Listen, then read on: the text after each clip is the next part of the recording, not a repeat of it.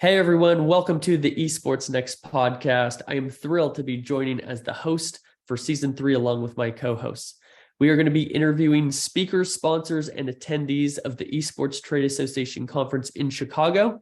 So if you're looking to understand who will be at the conference and what they're all about, tune in, come join us.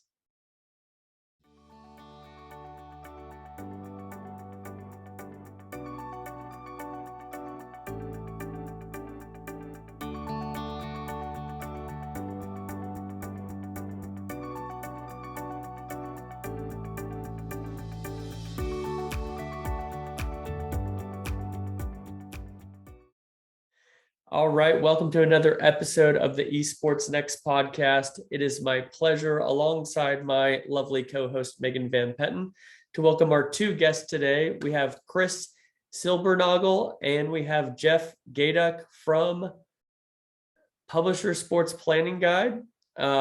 Jeff serves as the president of Premier Travel Media, which is the publisher of Sports Planning Guide. And we have Chris, who is a writer and an editor. Thank you for joining us, gentlemen. Great to be here. Thanks for having us. Absolutely.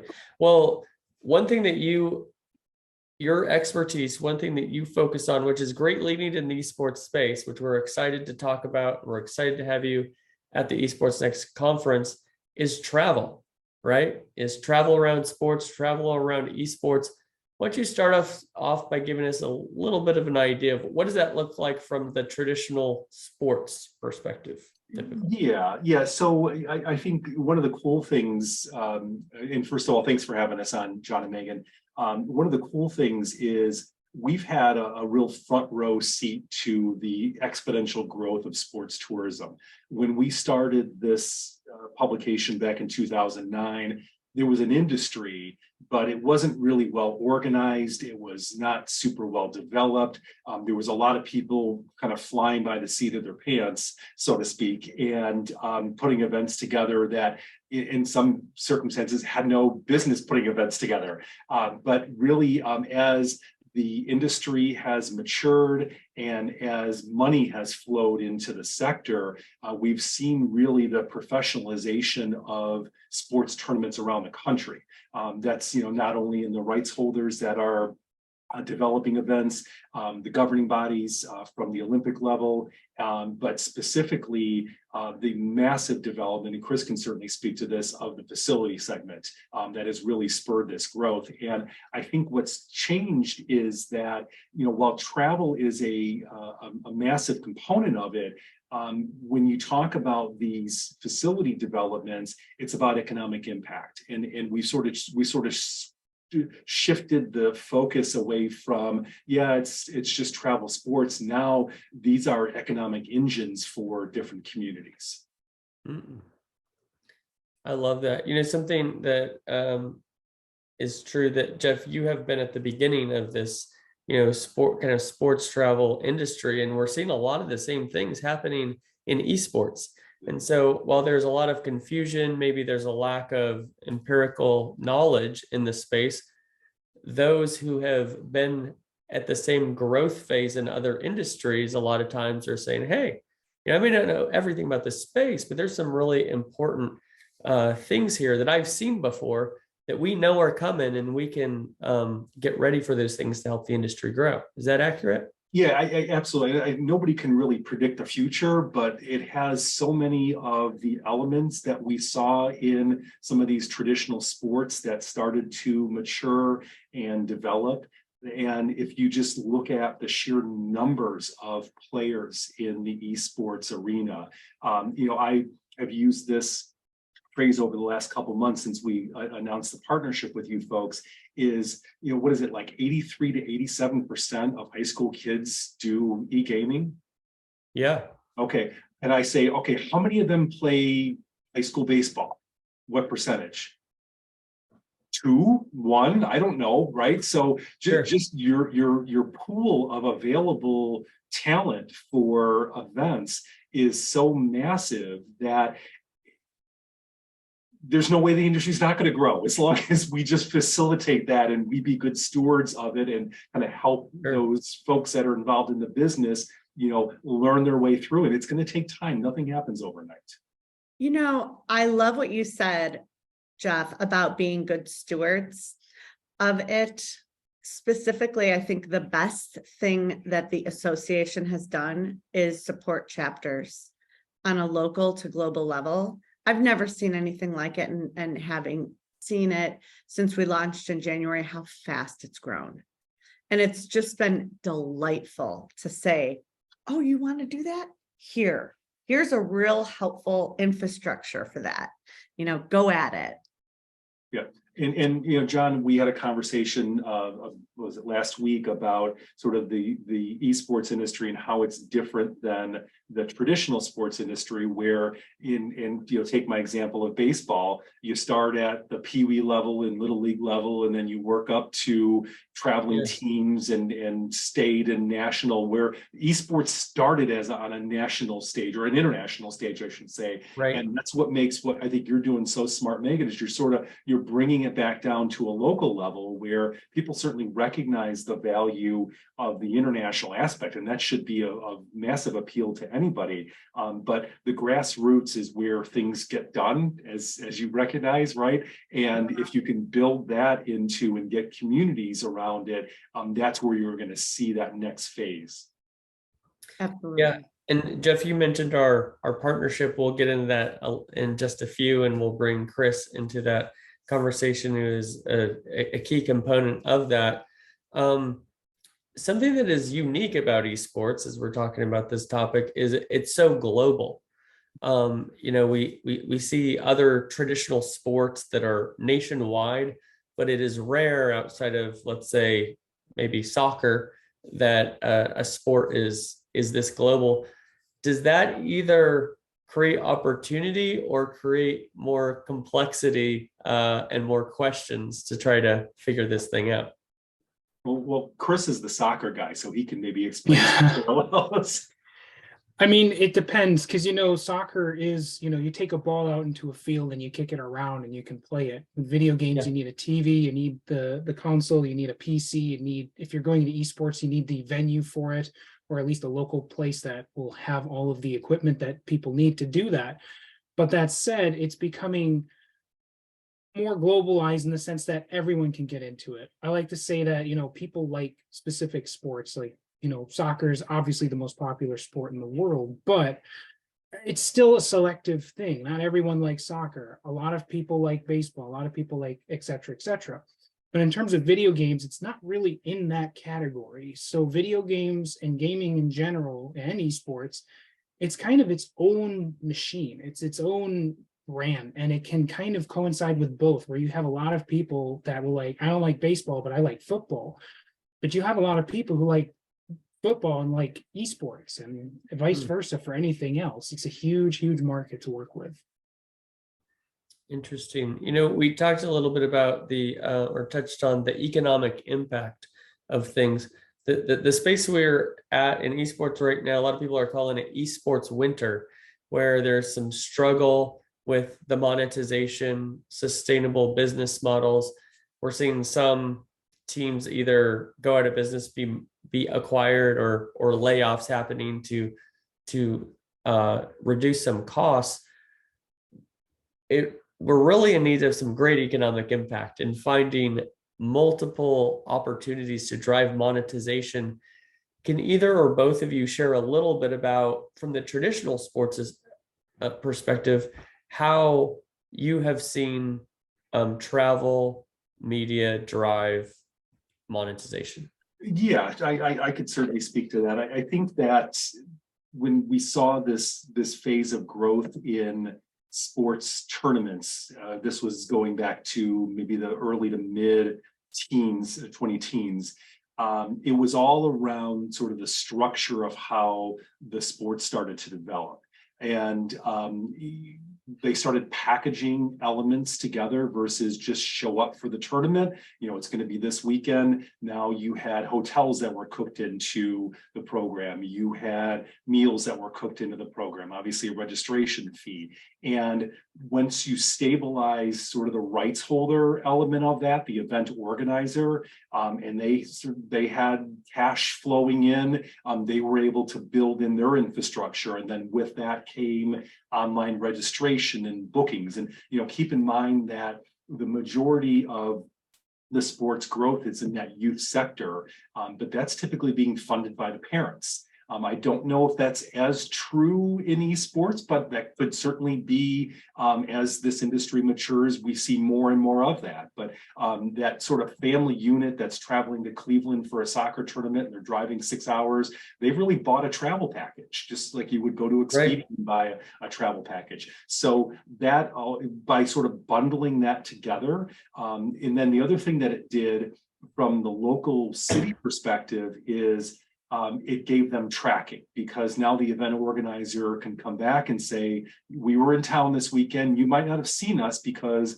we weren't in the convention center or we weren't at the museum. But by the way, we occupied 632 room nights, and the average hotel room in Cleveland was $119 a night. And this whole industry operates off of hotel taxes. And for those in the audience that aren't quite as familiar, next time you check out of a hotel, get your bill and look at all the taxes that are on there and excise fees, and that's all funding the development of this. So, but it starts by going back to the Convention Visitors Bureau. So by packaging that together, giving a reporting tool, people all of a sudden started to pay attention. And this is a massive industry that we've not been paying attention to. Yeah, I think as well, you touched on going from the professional ranks to what is now emerging as amateur esports and youth esports. And so while you do see some economic impact from, let's say, the optic major in Dallas for Call of Duty, where they're hosting a homestand, a lot of the local community is going to that arena. Some people, like Megan Van Petten, are flying in from Chicago for that. But when you look as amateur youth esports is growing, leagues like XP League, for example, they do a big North American finals that's happening in Orlando. And all these kids and their families are all flying to Orlando, staying there, eating, hotels, everything. And that's going to provide an even greater impact. And then the more that happens, then we start to see that traditional revenue trying to drive it. It kind of sounds like what you're saying there. Yeah, absolutely. It does. I think at the same time, though, too, John, is I don't want to discount the benefit to the local community events, because I think that's a huge opportunity as well. And everything shouldn't have a dollar sign attached to it. That's the engine that drives it, fortunately or unfortunately. But thinking about building strength in your community, building community assets. That's a great way to start this, especially with the grassroots perspective that Megan brought up earlier. And it's got to start somewhere, right? So you can't just have national events without having local events. And if you take a page from how the traditional sports market has worked, it started with that Little League baseball tournament on a Saturday in Palatine, Illinois, and it just sort of grew out from there. Yeah, and I think, Jeff, this might be a good segue into a lot of people don't even know what they don't even know. A lot of businesses, coaches, communities don't realize the travel industry and the opportunities for tax incentives and all sorts of benefits that you can have by booking or calling your CVB first. Is that something that you would want to talk about? Is that something that's in your book? Because I feel like, boy, when somebody's planning something, John, like Jay, I know they know at XP League. I know they know they're working with the CVB. I know they know that, but there are folks that don't. So what do you think they should know? Is that something in your book? Is that something we should talk about when you're here at EsportsNext, speaking as a expert at our roundtable about that? How can we give a little bit of a tease as to what people will come and learn about? Yeah, so that's an awesome point, and you know, Chris and I work with convention and visitors bureaus on a daily basis. There's different names for them in the industry: CVBs, sports commissions. Sports commission is just basically a dedicated arm of a local convention and visitors bureau. And the way I would first position it is, it's free advice. Okay. You know, if you can have a helping hand wherever you're going, of someone who can point you in the right direction and make connections for you better than any online service can do, why wouldn't you use that? Whether your event is you know, big, medium, or small, the people that work in these organizations, and you know, Chris, you know, back me up on this, and they extend an open welcome mat to you, and to do whatever they can to make sure that your event is welcome there. They do. These are generally always people you can just reach out to at any time. Like Jeff said, they're just renowned for being friendly and open and helpful with any types of questions you have about venues, whether you have a question about how you're going to operate your event there. They're the number one resource to go reach out to. One in particular that I've spoken to recently was Igor Bakovic from DuPage Sports Commission, which is a part of the DuPage County CVB. Yeah. And you know, despite how busy they get, like Igor gets, he's a recent award winner at Sports ETA Symposium, and they're still on the ball to get everything they need out to you within a reasonable amount of time. They'll always tell you, they'll always update you. They're fantastic people. That's wonderful. And what is the best way to get in touch? Is that individually? Is there a resource through you guys, or how would you recommend we get in touch with these people? So we have a resource on the Sports Planning Guide website through our destinations. So people, for example, if you go on our website, sportsplanningguide.com, you do have the DuPage County Sports Commission listed there, which has facilities and information. And we have Igor Bakovic's direct email and contact information. So you can do that. Usually the best way is to contact them either by email or by phone. The phone number is also listed on there. And they, like I said, if they're busy, if they're out of office or something, they might have someone there to get back to you right away, or they might get back to you within a short amount of time. It's usually the best way of going about it is email or phone. I think social as well, right? I think we've got social handles on the that too, yes. For that.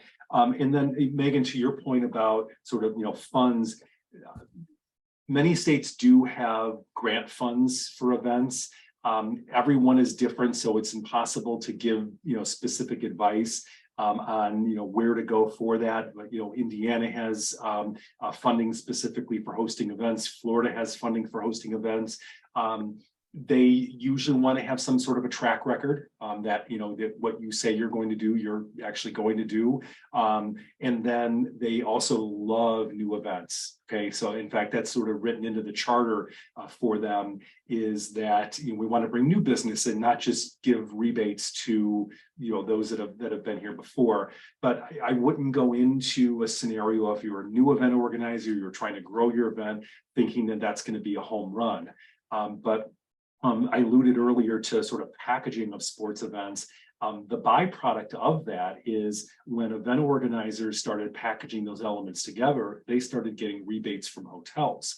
So for every time that your players are staying in hotels, there's a commission that goes back to the event organizer. And it's not funny business, it's the money that they were going to pay anyway. But the travel industry in its inner circle works off of a commission basis. That's how travel advisors work. That's how tour operators work, is that there's sort of a retail rate. And if it's booked through an entity, there's a sort of either a net rate or a commissionable rate.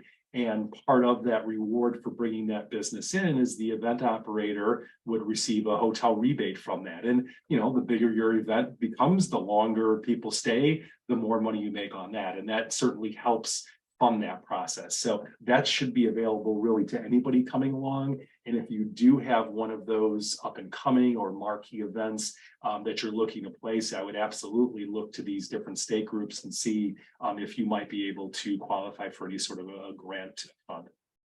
So I have a question. I have seen some of y'all's magazines. They're great. I love your work. I love your company. And I love that you're in Sweet Home Chicago and you're our partner. So when I looked at the film magazine for the film industry, I was able to see almost every state and the grant they would give in your magazine. Yep. If you did a film in that state. Do you ever see esports getting that organized? Film is a unique animal. And the reason I say that is because these film incentives are usually passed at a state level.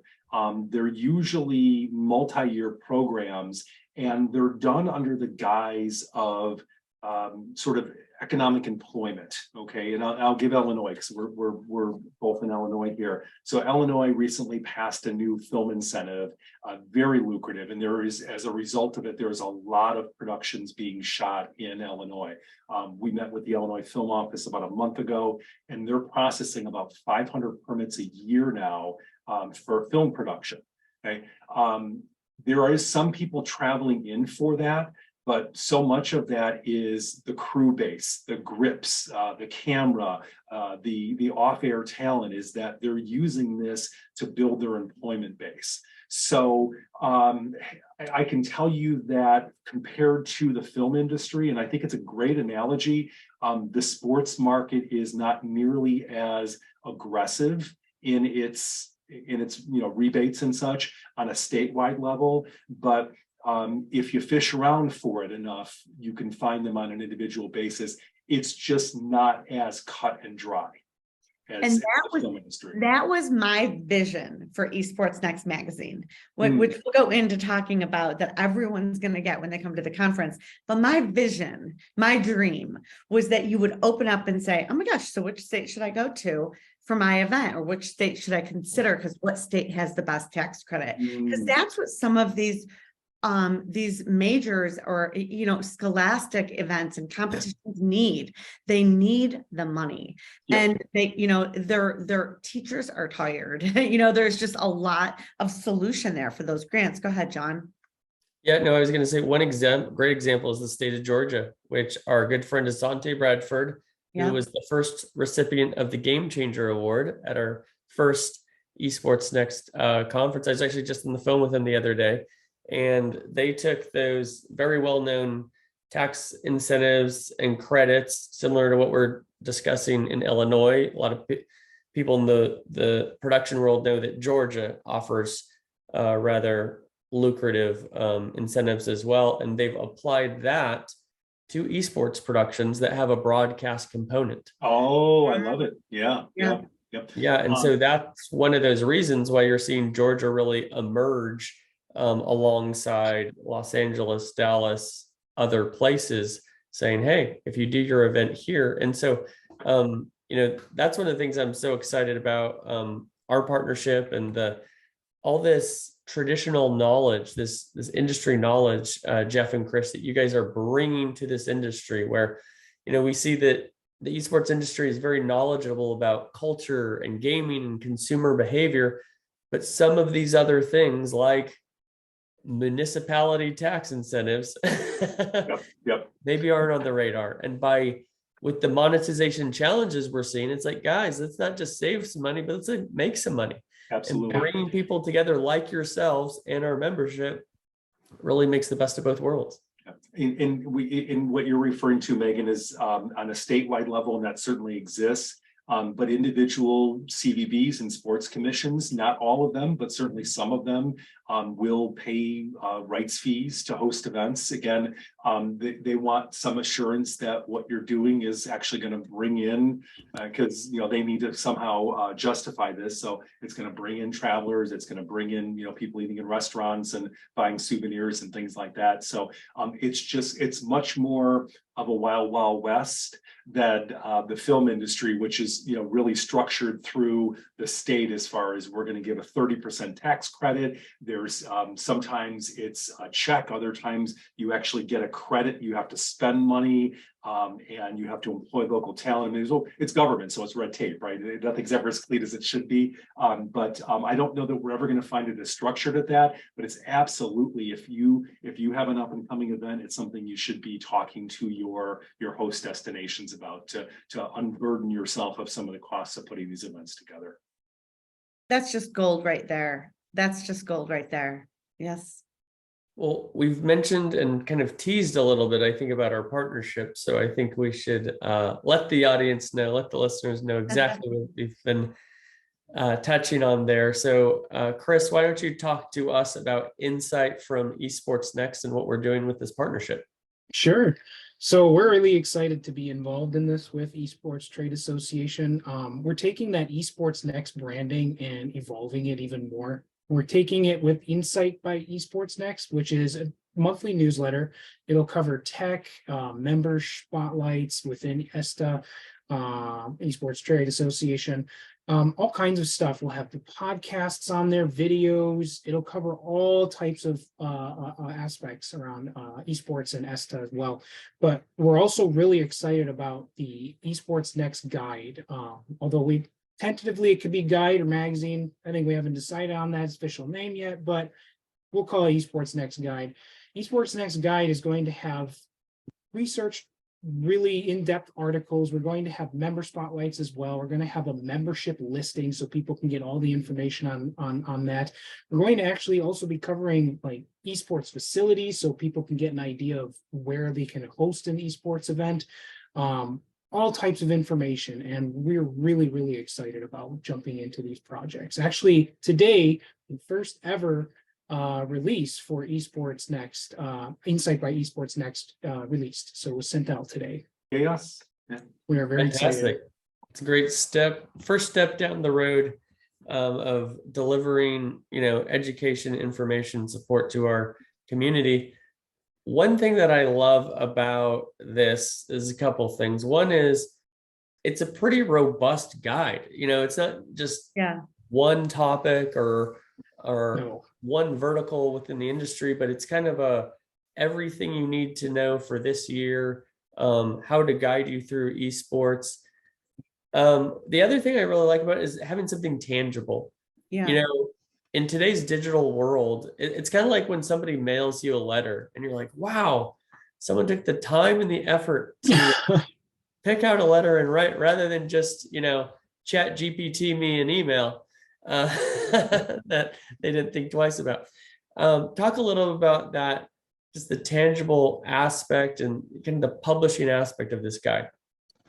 Yeah, I agree with you, John. I think that when everything starts going so far in one direction and we get so locked into, I'm kind of showing my phone over here, we get so locked into one form of communication, just presenting something in a little different format. What they say about print would make it unique is it's sort of a lean back medium, right? We're all day, we're just, churning through emails and chat and Slack messages. And like you said, we're crafting emails and chat GTP. This is an opportunity to learn something new, to hear from experts, to get a little bit different perspective, and to really open people's eyes on a subject matter that should be important to them. That being said, if you like to read digital magazines, we have that. If you want to get the content through social media, Chris and his team will publish content through social media. So the guide that we produce will be truly platform agnostic. So whether you love reading print or you want to do it on your phone, you'll have that option. But I think that, and certainly research, proves this out, is that for specialty print, we're not talking about bringing back Sports Illustrated on a weekly basis and having that become a juggernaut again, but specialty print where it's more timeless and it's more insightful. There's definitely a spot for that. I mean, we've got a 400-page sports planning guide that Chris talks to readers and they're like, yep, this sits on my desk year round. So when I need to find facilities or destination, this is the guide that I use. They're also sitting next to their computer, so they could use that. It's just, this is a little bit different. So. Yeah, and not only is there the value of having something that is tangible to learn from. But there's a lot of value in being in this guide, whether that's as a sponsor, whether that's as somebody who's being interviewed, or your company being highlighted. What are some of the ways that people who are listening to this episode and they say, man, I want to get in that guide, how can they do that? Reach out directly to me. I'll tell you right now, you can reach me at chris@ptmgroups.com. I'm always willing to take anyone's questions that they have. We're looking for people who want to write, people who want to be interviewed, people who want to be involved directly in some way. Any way you want to be involved, just send me an email. I'm happy to listen and respond back to you. Wonderful. Is there a date? Is there a deadline where it's like, hey, make sure you get to me before this date, because this guide is going to be available at this time? And when we're dealing with print, there's some timelines we got to work around, right? That's a good question. I'm going to answer that. We were so excited about this opportunity. We've also created it digitally, but there is only one print. There is only one print. Once a year, you have to come to EsportsNext to get it.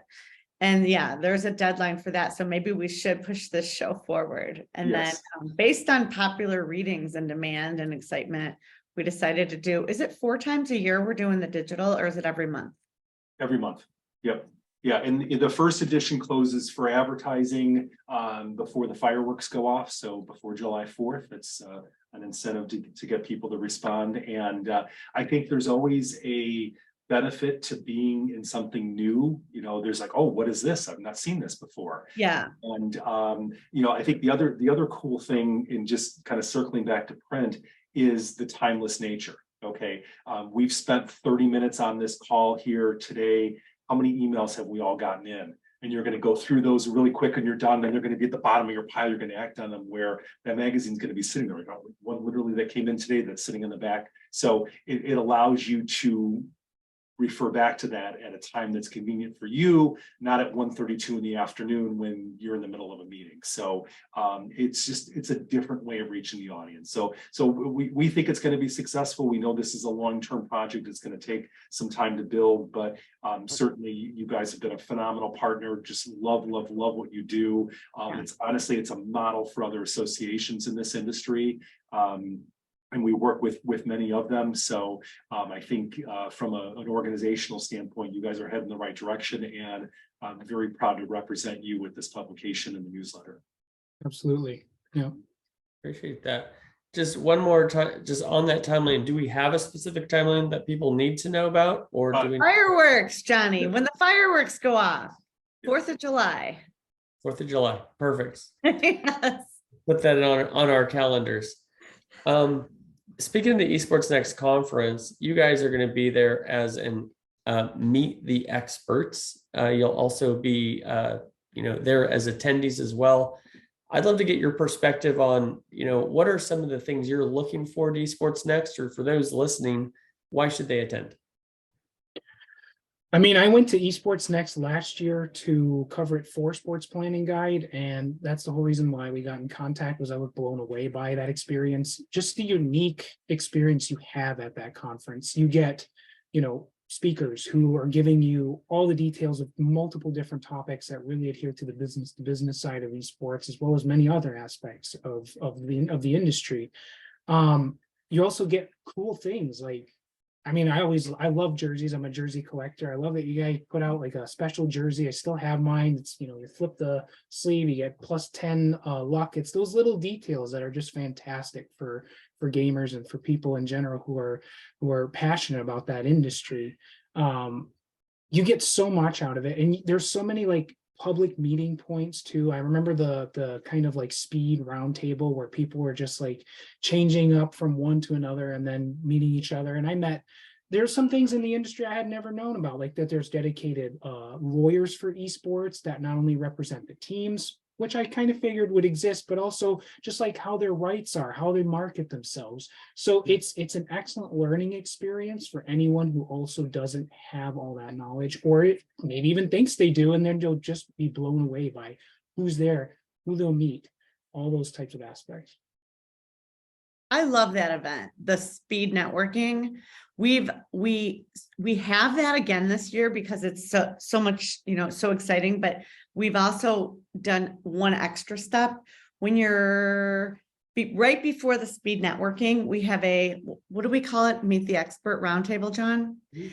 So everyone can come in, and there's a sign on the banquet tables. So Jeff's might say destination travel or monetization with destinations, and you can look at each table to see where you want to start and who's sitting there, and then you rotate tables.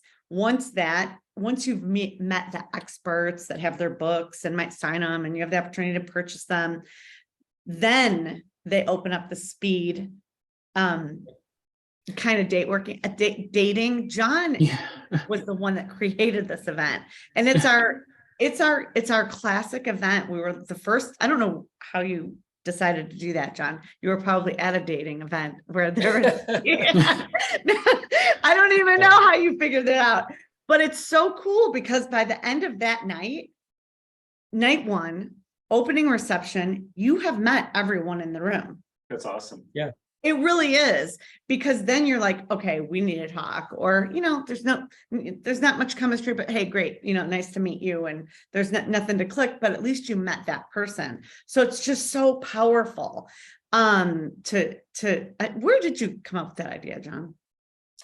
I think I don't know. I think what went through my mind was the realization that networking is oftentimes the most valuable part of an event. Yes. But you can oftentimes miss maybe the most valuable person who you could meet at that event. And so the goal of the speed networking is at the very beginning of our 2-day conference is for people to just get the quick elevator pitch, just For really sure. quick say, you're complimentary to my business, or maybe Yeah. even, hey, I know someone who you should talk to. Yeah. And then you have a better idea of where you want to invest your time in networking for the rest of the event. Yeah. The other aspect that we're adding this year for the first time for Meet the Experts is the recognition that a lot of times you don't have access to the speakers and the sponsors of an event. A lot of times, speakers are what drive attendance a lot of times. And you say, oh my gosh, so-and-so from Riot Games or Activision Blizzard or FaZe Clan or whoever, they're there. I want to go. Yep. But they are 100 feet away from you on a stage, and Yep. they fly in, they walk through the back room, and then they walk back out and they're gone. What we really want to be able to do with this conference is provide our attendees access directly to the experts on the stage and the sponsors of the event. And that's what Meet the Experts is all about. Yeah, I think awesome. that's fantastic. Yeah. Isn't it? Even through the networking part, I ended up meeting some of the people who spoke at last year's EsportsNext. And through that, going back real quick to that speed networking thing, yeah, you're right. Like, there were some people that, you move on from, but I think probably more than 50% of them we ended up reconnecting with over the next, couple hours, even maybe the next day.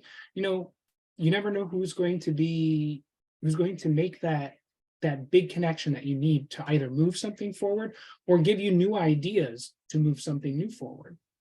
Right. Well, when I sit down there, I just say, I know Jeff and Chris, and everybody thinks I'm a big deal. So I just try to leverage your credibility so that I can build my network. That's my own strategy. Others may have theirs. Yeah, we'll see how that works for you, John. Find out indeed. As we're coming to the end of this episode, first of all, is there anything we didn't cover that you feel strongly that you'd like our audience to come away with from this episode? Yeah, well, only that I think this is an exciting time for the industry, and having gone through a difficult phase, there's always a reemergence and a rebirth. And if you look at the economics behind the industry, it's got a very bright future, and the cream will rise to the top. So really looking forward to getting our feet wet in this first edition, being present at the conference, and lending what expertise we have in the sports tourism industry to guiding those event operators and destinations along to forge better partnerships, because that's ultimately what this is about, is relationships and partnerships. And there's a lot of great people in both these industries, and sort of seeing that merge together. I think it's going to be a really fun ride. I love that. And then lastly, how can people who are listening, how can they get in touch with you, in touch with your companies in the ways that you would like them to? You can reach out to us through sportsplanningguide.com. You can also reach us by phone. You can reach us on our website through that. We have a sign up form through there to subscribe to our newsletters, to sign up to ESTA. It's a newsletter for insight at EsportsNext. You can get any information you want through any of those means. You can also reach out to us directly. As I said earlier, my email is chris@ptmgroups.com, and Jeff is jeff@ptmgroups.com. We're always happy to answer any questions people have. And we'll be at the conference. And we'll be at the And you'll be at the conference. And Perfect. an expert, and one of our experts. Perfect. Well, we really appreciate all that you guys are doing, not just to support the industry, but specifically partnering with ESTA with the goal to bring people together and provide more sustainable growth for the industry. So Chris, Jeff, on behalf of Megan as well, thank you so much for joining us on this episode of the EsportsNext podcast. Thanks for having us. We appreciate it.